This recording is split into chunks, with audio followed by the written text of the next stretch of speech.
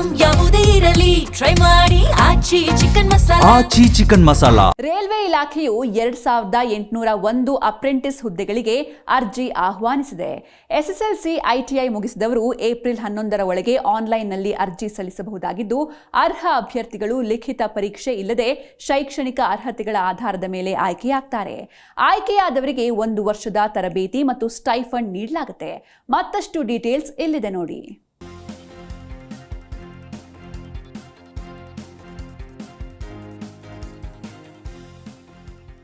Railway ನೇಮಕಾತಿ ಕೋಶ ದಕ್ಷಿಣದ ಮಧ್ಯ ರೈಲ್ವೆ ಪ್ರದೇಶಗಳಲ್ಲಿ ಅಪ್ರೆಂಟಿಸ್ ಹುದ್ದೆಗಳ ನೇಮಕಾತಿಗೆ ಅರ್ಹ ಅಭ್ಯರ್ಥಿಗಳಿಂದ ಅರ್ಜಿಗಳನ್ನು ಆಹ್ವಾನಿಸುವ ಅಧಿಸೂಚನೆಯನ್ನ ಹೊರಡಿಸಿದೆ.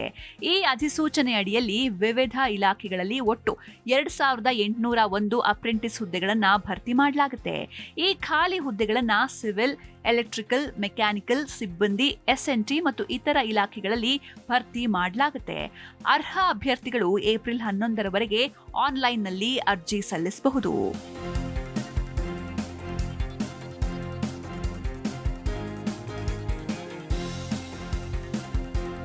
ಈ ಹುದ್ದೆಗಳಿಗೆ ಅರ್ಜಿ ಸಲ್ಲಿಸುವ ಅಭ್ಯರ್ಥಿಗಳು 10ನೇ ತರಗತಿಯಲ್ಲಿ ಕನಿಷ್ಠ 50% ಅಂಕಗಳೊಂದಿಗೆ ಅರ್ಹತೆ ಪಡೆದಿರಬೇಕು. ಅಲ್ಲದೆ ಅವರು AC mechanic, carpenter, COPA, diesel mechanic, electrician, electronic mechanic, fitter, industrial electronics, machinist, MMTM, motor mechanic, painter, welder ವಿಭಾಗಗಳಲ್ಲಿ ITI ಪ್ರಮಾಣ ಪತ್ರವನ್ನ ಹೊಂದಿರಬೇಕು.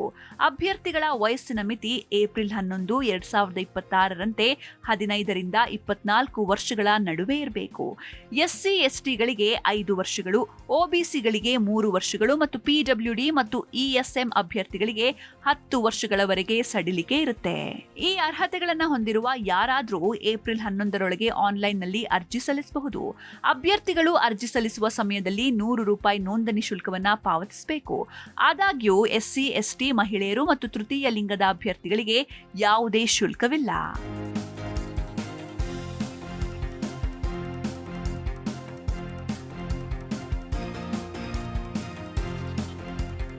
ಯಾವುದೇ ಲಿಖಿತ ಪರೀಕ್ಷೆ ಇಲ್ಲದೆ ಶೈಕ್ಷಣಿಕ ಅರ್ಹತೆಗಳ ಆಧಾರದ ಮೇಲೆ ಅಂತಿಮ ಆಯ್ಕೆಯನ್ನ ಮಾಡಲಾಗುತ್ತೆ.